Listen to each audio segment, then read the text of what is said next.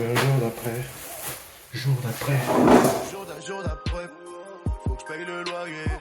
Là c'est le jour d'après, on est retourné faire des courses encore parce qu'on n'avait pas assez de trucs apparemment. What did you even go again to buy? Capers and heavy cream for the pepper sauce. Voilà, pour une recette. Et du coup on a acheté des trucs en plus, c'est ce qui se passe quand on va dans un magasin, on peut pas s'empêcher d'acheter plus de trucs, voilà.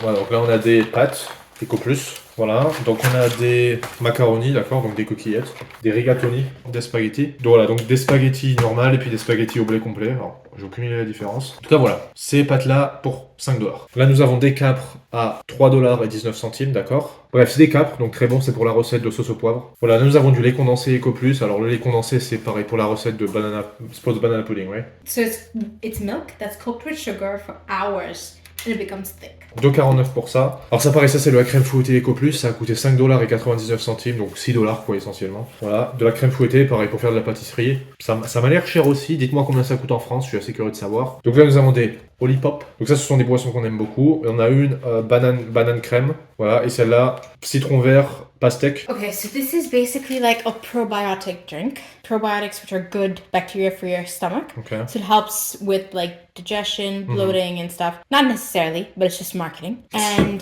the specialty of this drink is that it only has 5 grams of sugar per can. Donc voilà, donc nous avons ça, voilà. Celui-là a coûté 2,49 et celui-là a coûté 2,34. Ah, là nous avons du frometon, voilà. Alors le frometon, ça vaut ce que ça vaut aux États-Unis. Bon là c'est du vrai fromage, hein. C'est du vrai fromage importé, c'est du Cambozola si je dis pas de conneries. Voilà, donc c'est un fromage c'est un bleu allemand. Donc voilà, celui-là était en promotion, il a coûté 4 dollars et 11 centimes.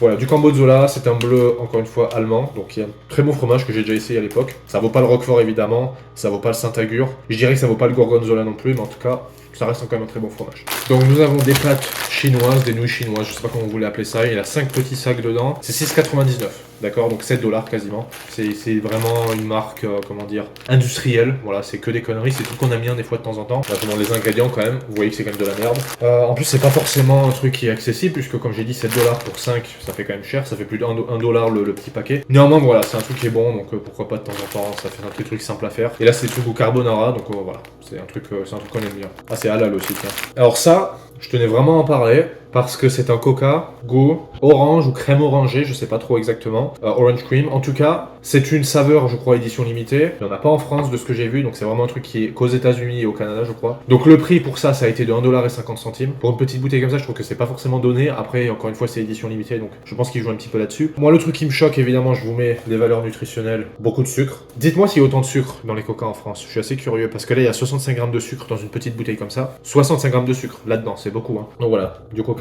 à l'orange.